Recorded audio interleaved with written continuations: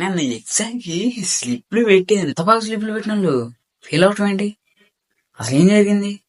News reader చూసిన దాని నుంచి కొంచెం డౌట్ గానే ఉంది అప్పటికి.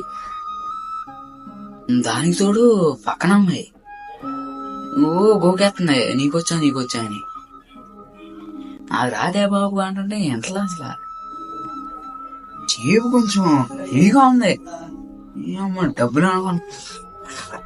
ఎగ్జామ్ హాల్లో స్లిప్లు తెచ్చాక అవి కనపడకుండా చేసుకుంటున్నా.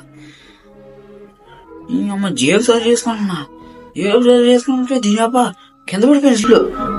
ఏం చేయాలో అర్థం కావట్లేక నెక్స్ట్ ఒక పక్క ఇంగ్లీష్ రేట్ వస్తాయేమో భయం వేస్తుంది.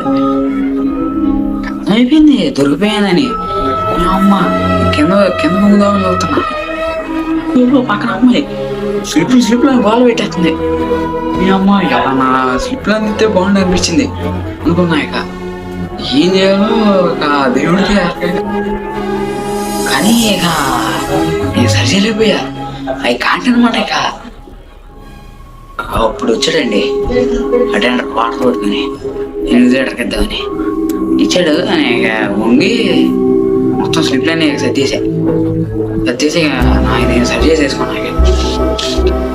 నేనేదో ఎగ్జామ్ ఎర్ర చేస్తాను అనుకున్నా.